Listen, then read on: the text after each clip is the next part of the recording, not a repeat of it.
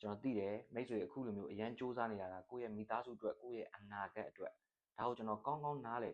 ဒါပေမဲ့မိတ်ဆွေလိုချင်တဲ့ပန်းတိုင်ကိုရောက်တဲ့နေ့မှာမိတ်ဆွေကအဲ့ဒီအောင်မြင်မှုကိုခံစားဖို့အတွက်ကျမ်းမာတဲ့ခန္ဓာကိုယ်မရှိတော့ဘူးဆိုရင်အဲ့ဒီအောင်မြင်မှုကဘာအတွက်လဲအထူးမှုတွေအတွက်လားကယ်ရီယာမှာအောင်မြင်မှုစူးစမ်းနေမိတ်ဆွေတွေရဲ့ခါးဆိုင်ကြီးလာတာကိုသတိထားမိလား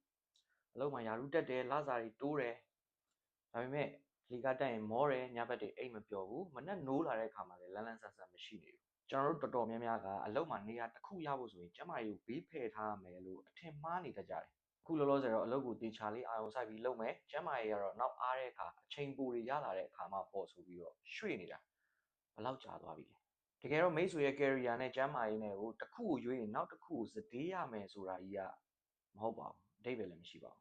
းဒီနေ့ဗီဒီယိုမှာအလုပ်လည်းမပြတ်ကျမ်းမာရေးကိုလည်းဂရုစိုက်လို့ရမယ် high performance lifestyle တစ်ခုကိုဘယ်လိုတည်ဆောက်ရမလဲဆိုတာကိုကျွန်တော်ရှင်းပြပေးသွားပါမယ်ကျွန်တော်စီတူလည်းမှာကိုရိုင်းပေါင်200ကျော်ရုံးဝန်ထမ်းဘဝကနေလက်ရှိပေါင်150ဝန်းကျင်မှာကျန်းကျန်းမာမာကြစ်ကြစ်လစ်လစ်နဲ့ body ကို maintain လုပ်ထားလေရှိတဲ့အပြင် certified personal trainer fitness nutrition specialist fat loss specialist ဆိုတဲ့အတိအမှတ်ပြုလက်မှတ်တွေကို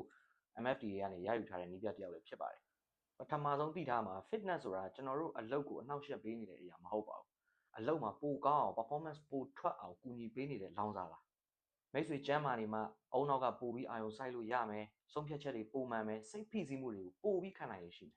ဒါကြောင့် fitness အတွက်အချိန်ပေးတာကိုအချိန်ဖြုံးတယ်လို့မမြင်ပါနဲ့မိတ်ဆွေတွေရဲ့ career အတွက်အကောင်းဆုံးရင်းနှီးမြှုပ်နှံမှုတစ်ခုလုပ်နေရလို့ပဲမြင်ပေးပ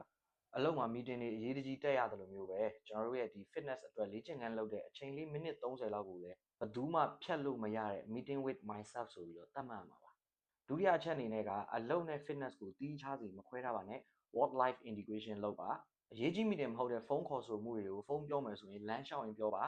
ကိုယ့်ရဲ့ရုံးခန်းလေးထဲမှာပတ်လျှောက်ရင်းနဲ့တော့ပြောနေလို့ရတယ်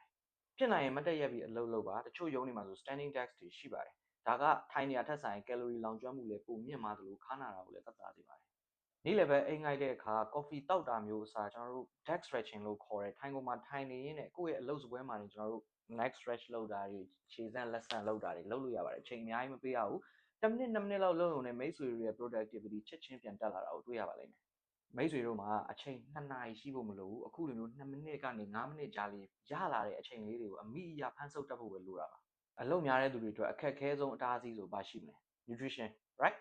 meeting တွေဆက်နေလို့နေ့လည်စာကြော်သွားတယ် skip မိတယ်ပြီးတော့မှ bite စာလွန်ပြီးတော့တွေ့ရမြင်ရ processed food တွေ junk food တွေအလွယ်ရတာတွေကိုရှောက်စားမိတတ်ကြတယ်အဲ့ဒီ circle ကိုဖျက်ရပါမယ်ဘယ်လိုဖြတ်မလဲဆိုတော့ nutrition system တစ်ခုထားပါကိုယ့်ရဲ့အလုပ်စပွဲပေါ်မှာရေတန်ဘူးတစ်ဘူးကိုအမြဲတင်ထားပါအမြဲရေတောက်ဖြစ်နေအောင်ပါပြီးတော့ကျွန်တော်တို့ရဲ့ desk drawer တွေထဲမှာကျွန်တော်တို့အခွန်မာသီးတွေပြီးတော့အသီးအနှံလေးတွေဒါမျိုးလေးတွေကြိုပြီးတော့ဆောင်းထားပါ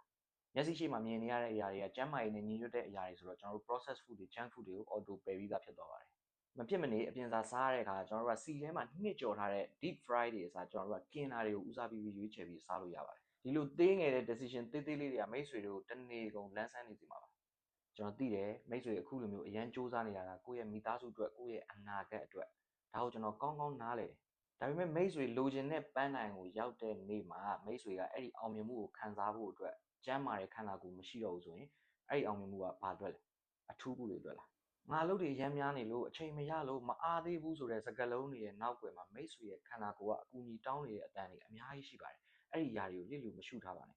မိတ်ဆွေကအလုပ်လုပ်ဖို့တစ်ခုတည်းအတွက်မွေးဖွားလာတာမဟုတ်ပါဘူးအောင်မြင်တဲ့ career ရောကျန်းမာတဲ့ lifestyle ရောနှစ်ခုစလုံးကိုပူးတွဲပိုင်ဆိုင်ထိုက်တူပါမှတ်ထားပါ fitness ဆိုတာကမိတ်ဆွေတွေရဲ့အလုပ်ကိုနှောင့်နှေးကြန့်ကြာစေတဲ့အရာမဟုတ်ပါဘူးပိုပြီးမြန်ဆန်ကောင်းမွန်စေတဲ့အရာပါအလုံးမထိခိုက်ပဲကိုယ့်ရဲ့ lifestyle ကိုအကောင်းဆုံး reset လုပ်ချင်တဲ့ busy professional တွေအတွက်ကျွန်တော်အထူးစီစဉ်ထားတဲ့ lifestyle reset program ရှိပါတယ် career ရောကျန်းမာရေးမှာရောအတူတူအောင်မြင်အောင်လုပ်ကြရအောင်ဗျာကျေးဇူးတင်ပါတယ်ကျွန်တော်စီတူလည်းမှာ see you in the next video